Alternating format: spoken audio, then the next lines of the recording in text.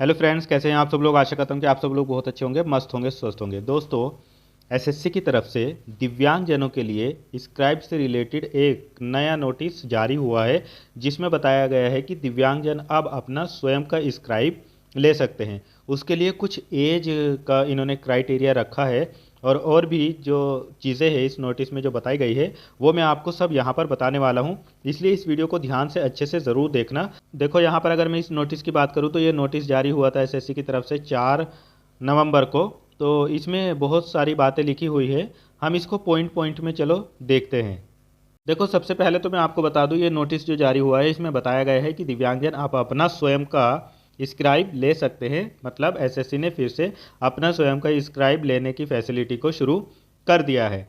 जो एसएससी ने 3 सितंबर 2025 को अपना नोटिस जारी किया था, जिसमें बताया गया था कि दिव्यांगजन अपना स्वयं का स्क्राइब नहीं ले सकते हैं, फिलहाल उस पर रोक लगा दी गई है। इस वजह से, क्योंकि 10 सितंबर 2025 को डीईपीडब्ल्यूडी मंत्रालय ने स्पष्टीकरण दिया था कि 31 दिसंबर 2025 तक होने वाली परीक्षाओं में पुराना नियम ही लागू रहेगा। मतलब 1 अगस्त 2025 से पहला नियम ही लागू रहेगा। इसके बाद अब एसएससी ने भी अपना स्वयं का स्क्राइब लाने की फैसिलिटी को लागू कर दिया है।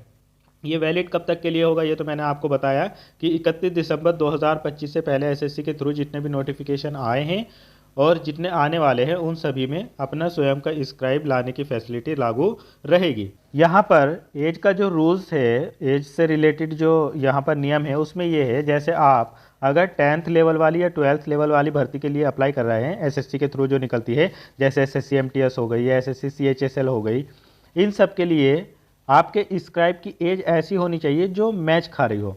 मतलब आपका स्क्राइब यहाँ पर 20 साल से कम का नहीं होना चाहिए, 20 साल या उससे ज़्यादा का हो सकता है, क्योंकि नोटिस में कहीं भी ज़्यादा से रिलेटेड जिक्र नहीं किया है। इसी तरीके से अगर आप ग्रेजुएशन लेवल भर्ती में अप्लाई करते हैं जैसे एसएससी सीजीएल, तो उसके लिए आपके स्क्राइब की एज 22 साल से कम नहीं होनी चाहिए। यहाँ पर जो एज का क्राइटेरिया है वो जो 10th और 12th लेवल वाली भर्ती है एसएससी के थ्रू निकलने वाली, उसके लिए 20 वर्ष रखी गई है मिनिमम, और जो ग्रेजुएशन लेवल वाली भर्ती है उसके लिए मिनिमम एज जो रखी गई है वो 22 वर्ष रखी गई है।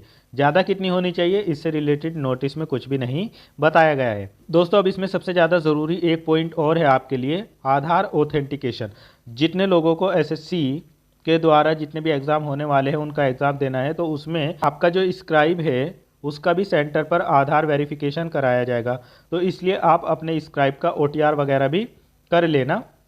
अगर आप अभी होने वाली, जैसे ये सीएचएसएल वाली परीक्षा है उसके लिए, या एसएससी एमटीएस के लिए, इन सब के लिए अगर आपको स्क्राइब की ज़रूरत है तो आप अपने स्क्राइब का ओटीआर भी कर लेना, क्योंकि जब आप सेंटर पर जाएंगे तो वहाँ पर उसका वेरिफिकेशन होगा। अगर वेरिफिकेशन उसका ऑथेंटिकेशन फेल्ड हो जाता है तो फिर आपको वो स्क्राइब नहीं दिया जाएगा, फिर सेंटर से ही आपको स्क्राइब दिया जाएगा।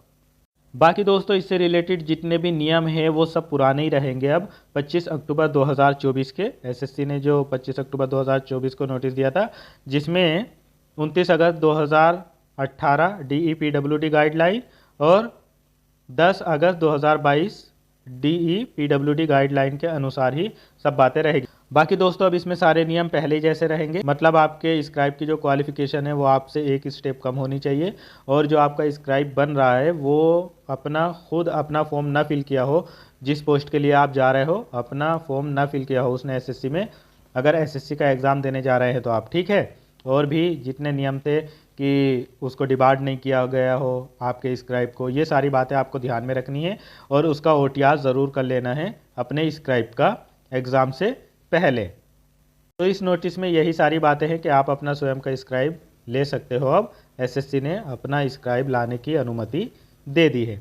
लेकिन जो जेन्युइन पर्सन है, जिसको प्रॉब्लम है, जो सही में स्क्राइब के लिए एलिजिबल है, वो ही स्क्राइब के लिए यस करना और वही स्क्राइब लेना। क्योंकि अगर आप यहाँ पर ऐसे कैंडिडेट है, जो बहुत से कैंडिडेट होते हैं जो फ्रॉड करना चाहते हैं, तो अगर फ्रॉड करेंगे तो आप पकड़े भी जा सकते हैं, क्योंकि यहाँ पर आधार वेरिफिकेशन भी कराया जाएगा। आपका भी होगा, आपके स्क्राइब का भी होगा। तो वहाँ पर अगर आप गलत एजुकेशन बताते हो अपने स्क्राइब की या कुछ ऐसा बताते हो, तो इसमें आपको बहुत ध्यान देना होगा। अगर एक बार आप पकड़े गए या ऐसा कुछ हुआ तो आपको डिबार्ड भी कर दिया जाएगा। ये सारी चीज़ें हैं, ये सब चीज़ें आपको ध्यान में रखनी है। तो इसलिए वो कैंडिडेट जो एलिजिबल है, जिनको स्क्राइब की ज़रूरत है, वो ज़रूर अपना स्क्राइब ले सकते हो।